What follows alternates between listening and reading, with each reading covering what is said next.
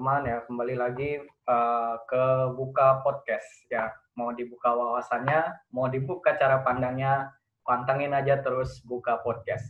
Nah, pada pagi hari ini ya kita kedatangan tamu spesial. Uh, bisa kita perkenalkan, ini ada bersama kita, enaknya manggil Pak atau Kak ya ini? Enak. Ah, kalau sekarang ya panggil Kak apa Kakak saja. Oke, ya, ya. Jadi sama kita hari ini udah ada Kak Evan. Nah, ya Kak Evan ini adalah seorang dosen ya Kak, benar kan? Ya, Ya, seorang ya. dosen di Fakultas Ekonomi di Universitas 17 Agustus Surabaya.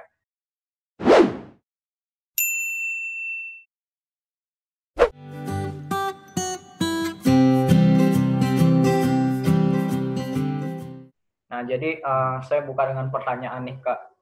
Nah, Kak Ya. Evan sendiri mungkin udah tahu ya, sebagai seorang dosen, seorang tenaga pengajar, banyak sekali problema yang ditimbulkan daripada kuliah online ini, Kak.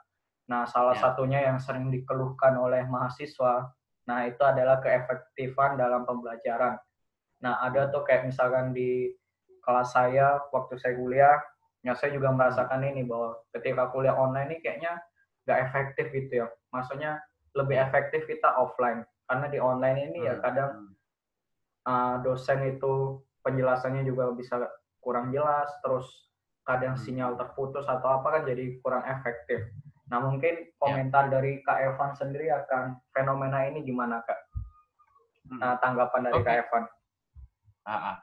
Jadi begini, ketika bicara mengenai kelas online itu sebenarnya banyak rupa ya, banyak macam. Jadi sekarang tergantung daripada masing-masing dosen yang menyajikan.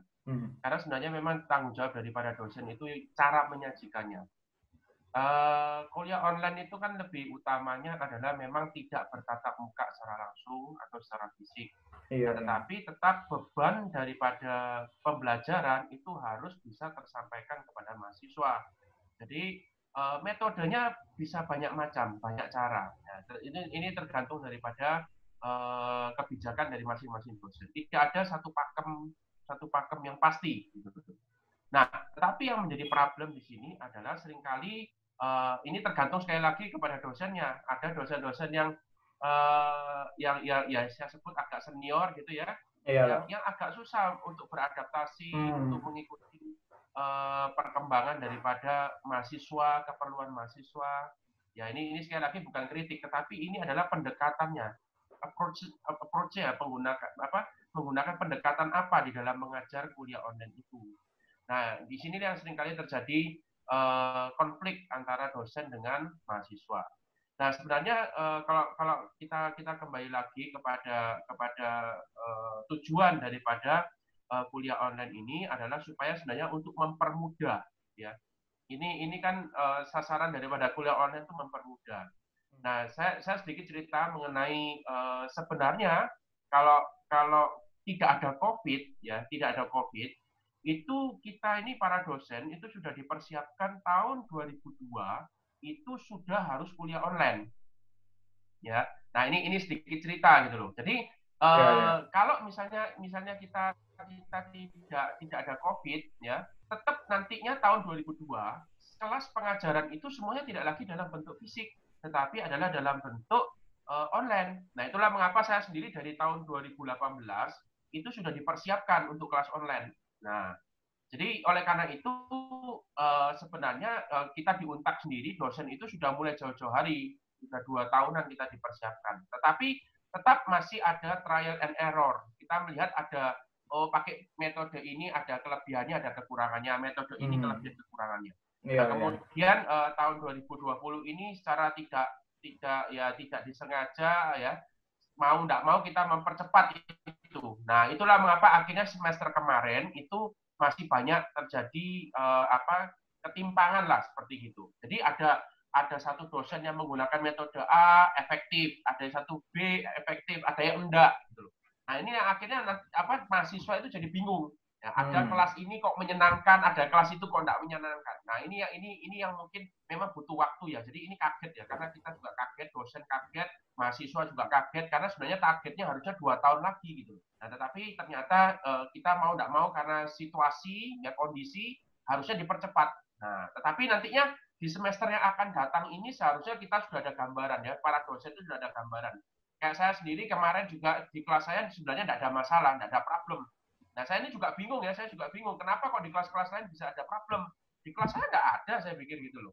Nah, tetapi sebenarnya kembali ke prinsipnya. Ke prinsipnya itu adalah untuk memudahkan mahasiswa belajar itu aja. Jadi sebenarnya kelas online itu tujuannya hanya itu sih. Iya, betul ya. Saya mungkin setuju ya dengan statementnya Kak Evan tadi ya, mengatakan bahwa sebenarnya ya kuliah online ini kan memudahkan ya Kak, khususnya buat kita mahasiswa. Ya, tetapi ketika kita lihat realitanya malah berbanding terbalik dengan apa yang diharapkan. Nah, berarti yang kalau saya simpulkan tadi Kak, ya berarti apakah dosen-dosen dan juga mahasiswa di negara kita, khususnya di Indonesia ini memang belum siap ya Kak terhadap sistem ini. Menurut Kak Evan sendiri gimana? Saya sendiri merasakan memang kita masih kaget lah ya. Seperti kita ini kayak ada shock culture gitu ya. Jadi tiba-tiba kita ini dulunya bertatap muka ya. Saya sendiri sih sebagai dosen juga lebih suka kuliah offline. Kenapa? Karena saya bisa melakukan pendekatan personal satu persatu dengan mahasiswa. Sehingga saya bisa mengerti mahasiswa A ini keperluannya apa, mahasiswa B keperluannya apa, daya tangkapnya bagaimana, ada enggak yang sesuatu yang perlu saya angkat ya, materi yang saya angkat di luar materi yang sudah pakem itu untuk apa, untuk keperluan mahasiswa itu. Nah, kalau saya ketemu secara langsung, secara personal ya dengan mereka, pendekatan ini biasanya bisa masuk ke mahasiswa. Nah, tetapi kalau dengan online ini kesulitannya adalah di sana, sehingga saya tidak tahu, tidak bisa meraba gitu ya keperluan daripada mahasiswa itu apa gitu. Sehingga mau tidak mau akhirnya saya memberikan materi atau menyampaikan sebuah pembelajaran kuliah itu menurut cara pandang saya gitu. Tapi bukan menurut keperluan dari mahasiswa. Nah, itulah mengapa ini seperti shock culture aja. Tapi saya rasa kita mungkin 1 semester, 2 semester berikutnya, 3 semester ya, mungkin kita sudah bisa adaptasi ya. Ya baik dosen maupun mahasiswa harusnya bisa adaptasi. Ya, betul lah. Jadi ya lebih ke adaptasi ya, perlu waktu ya Kak Brandi. Ya, untuk Kak Evan sendiri ya, saya penasaran nih. Kak Evan kan perannya sebagai dosen di sini kan. Apa pernah nggak sih mendapat keluhan langsung dari mahasiswa ya, terutama soal kuliah online ini? Kayak misalkan contoh di kampus saya kan. Nah, saya kadang ya juga mewakili keluhan teman-teman saya ke dosen saya, Pak, ini kok nggak pernah ada kelas, ini kok materinya tadi cuma seperti ini, tapi tugasnya segini, segitu. Nah, mungkin Kak Evan pernah nggak menerima keluhan-keluhan seperti itu dari mahasiswa Kak Evan sendiri? Sering. Oh, sering kan karena saya ini karena termasuk dosen yang masih muda ya, masih cukup muda. Jadi akhirnya banyak mahasiswa di tempat saya itu justru bukan masalah di kelas saya, masalah di kelas lain seringkali justru datang curhat ke saya. Tapi saya juga tidak punya kekuatan untuk mengintervensi kelas lain karena memang setiap dosen itu punya hak prerogatif ya untuk menentukan bagaimana jalannya perkuliahan masing-masing. Nah, tetapi saya seringkali bertukar pikiran dengan mahasiswa itu adalah supaya mereka bisa tahu seharusnya gimana caranya sih beradaptasi dengan kelas model seperti ini, gimana sih caranya mereka beradaptasi dengan dosen yang model seperti itu gitu loh. Nah, jadi saya hanya bisa memberikan clue-clue seperti itu. Kenapa? Karena memang setiap dosen cara ngajarnya ya, bentuk penyampaiannya pun berbeda. Jadi tidak bisa dipukul rata. Saya juga tidak bisa generalisasi ya. Jadi dosen yang dari umurnya masih muda, parubaya atau yang sudah senior itu ya itu beda-beda. Jadi caranya berbeda. Nah, itulah mengapa kalau ditanya apakah seringkali banyak yang datang ke saya rasa banyak ya. Jadi kenapa? Karena memang saya sih termasuk umurnya masih termasuk di Untak itu yang paling muda ya. Karena di Untak itu mayoritas dosen-dosennya sudah dosen senior ya, sepuh-sepuh ya, umur antara 50 sampai 70 tahunan dan saya termasuk generasi yang paling muda di Untak itu. Ya memang kebanyakan gitu ya Kak. Kadang ya dosen muda tuh lebih enak diajak bertukar pendapat gitu. Nah, jadi ya yang apa solusinya ya memang kembali ke kita ya teman-teman, mungkin dari kuliah online ini ya, baik dosen maupun kita mahasiswa ya, tadi Kak Evan bilang sama-sama apa Kak, kaget ya, seharusnya ada proyeksinya 2 tahun ke depan, tapi malah sekarang dituntut. Nah jadi ya kita sendiri adaptasi ya, dosen kita juga sama-sama belajar. Nah ini ada selain keefektifan Kak, ini juga ada masalah yang menarik nih kalau kita bahas kuliah online. Ya bisa-bisa kayak nggak ada habisnya gitu kan. Ya selain keefektifan itu ada juga mengenai apa jaringan dari mahasiswa itu. Nah kan kadang pernah nggak Kak Evan alami kayak waktu lagi memulai kelas gitu kan, terus tiba-tiba ada mahasiswanya keluar masuk. Nah dari Kak Evan sendiri apa terganggu nggak akan hal itu? Dan juga apakah dengan adanya ini kan mahasiswa jadi sulit menangkap pelajaran. Nah mungkin tanggapan Kak Evan atas kejadian ini seperti apa Kak? Ya. Kalau dalam perkara ini memang saya sedikit menyoroti, kita ini di Indonesia termasuk untuk jaringan itu agak bisa dibilang termasuk lemot ya dibandingkan negara-negara di Asia Tenggara lainnya. Nah ini juga harusnya menjadi PR ya, PR bukan hanya buat kita, bukan hanya untuk universitas, tapi sebenarnya saya sih sudah jauh-jauh hari juga seringkali ketika di forum-forum ya saya sudah sampaikan bahwa sebenarnya kalau kita mau masuk ke kelas online, bentuknya online seperti ini, kalau dengan kecepatan seperti ini tidak masuk akal gitu loh. Karena nggak akan mampu. Terutama apalagi kalau kelas kita isinya 50 orang gitu ya. Kelas saya sendiri paling banyak itu isinya 48 orang. Nah, jadi kalau saya harus pakai Zoom saat itu, wah saya tekor ya. Satu saya tekor, mahasiswa juga tekor, sama-sama tekornya ya jadinya. Apalagi kita tidak ada akses ke Zoom limit, unlimited dan sebagainya, ya. Jadi semua ditanggung oleh masing-masing dosen dan masing-masing mahasiswa. Nah, kalau sudah bentuknya demikian, saya sendiri saya tidak berani ya untuk menggunakan itu. Nah, itulah mengapa saya biasanya pakai alternatif lain. Biasanya pakai alternatif lain. Nah, terutama memang kalau di Untak kita ada website ya, website e-learning namanya. Namanya Elitak ya. Jadi e-learning Untak Surabaya, jadi Elitak namanya. Nah, e-learning itu adalah sebuah website khusus untuk ada kelas-kelas ada banyak gitu ya. Nah, di masing-masing kelas itu nantinya materi, tugas, ujian, apapun ada di sana, diposting di sana. Jadi mau tidak mau nanti mahasiswa harus masuk ke website itu, dia harus masuk ke kelasnya untuk ngecek ada tidak tugasnya, ada tidak itu ada materinya dan sebagainya. Nah, kalau untuk kelas-kelas saya yang cukup besar ya jumlahnya cukup besar, saya akan pakai ini. Saya tidak menggunakan Zoom. Jadi akhirnya saya minta mahasiswa itu saya melakukan rekaman ya, saya rekam kuliah saya rekam, terus kemudian materinya saya post di sana, rekamannya saya post di sana. Jadi saya ngomong ke mahasiswa, saya terserah. Kamu mau belajar pagi, mau belajar siang, mau belajar sore, mau belajar malam, urusanmu. Terserah kamu. Nah, yang penting pokoknya dalam 1 hari itu kamu harus masuk di sana, dengarkan materi saya. Nah, itu adalah salah satu cara saya pakai untuk memudahkan mahasiswa. Karena saya tahu juga beberapa mahasiswa itu ada beberapa yang juga bekerja, ya. Karena saya percaya orang tua mereka dengan kondisi COVID sekarang ini tidak akan mungkin sanggup untuk membayar uang kuliah mereka. Nah, itulah mengapa saya berikan kebebasan kepada mereka untuk belajar. Terserah. Jadi saya berikan kepada mereka kebebasan waktu. Jadi kalau kita menggunakan Zoom, akhirnya apa? Terpatok dengan waktu. Ya terpatok dengan waktu. Jadi ini susah. Ini tidak bisa dipakai. Ini adalah cara lama yang dipakai di situasi yang baru. Nah itu yang saya tidak terlalu suka. Nah itulah mengapa saya seringkali di kelas saya pakai adalah terserah di website ini. Saya sudah posting materinya.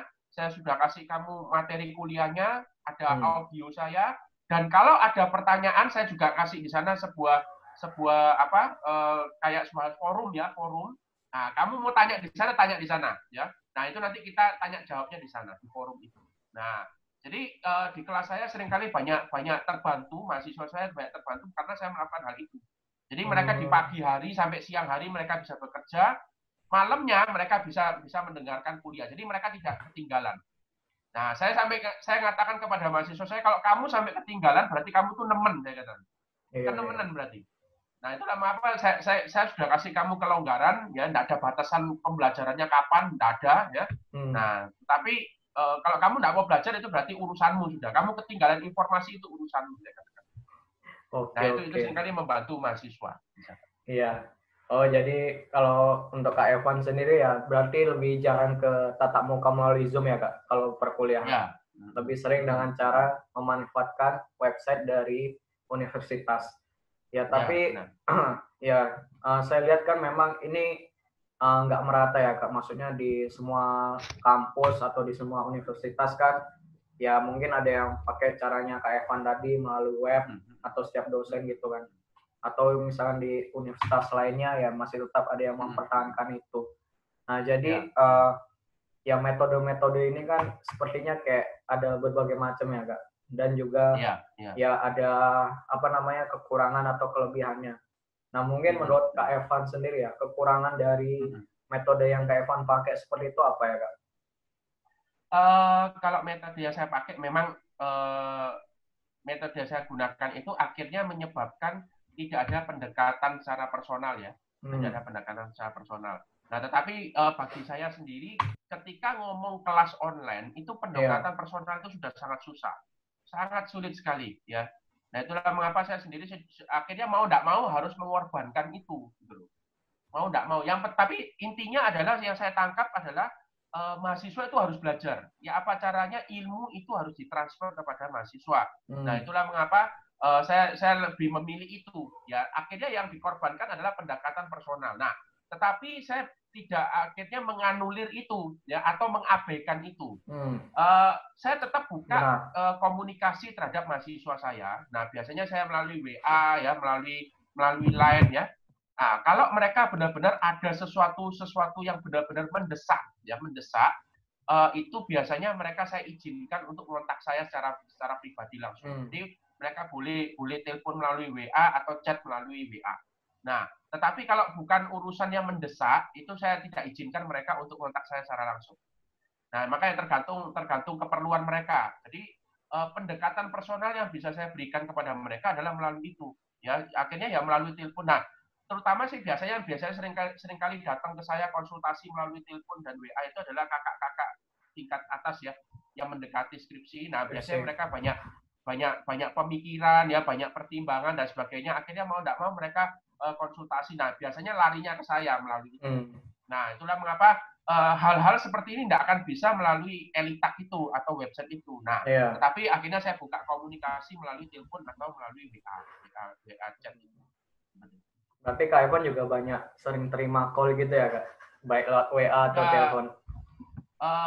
Lumayan. Jadi terutama apalagi kalau mereka yang bekerja itu mereka seringkali kontak saya, terutama mereka konsultasi ya. Saya bilang, nah kalau untuk urusan pribadi saya tidak bisa jawab, saya bilang. Kalau urusan kamu pribadi saya tidak bisa jawab. Tapi kalau urusan pekerjaan itu mungkin saya bisa bantu kalian. Urusan kuliah saya bisa bantu. Ya benar ya, karena dosen kita kan juga terbatas ya. Jadi kalau ditanya urusan pribadi, wah jadi repot. Saya juga menjaga etika ya kan, kita juga di kampus itu ada etika dosennya. Jadi tidak diperbolehkan untuk membicarakan urusan yang pribadi. Oke. Jadi tetap harus profesional.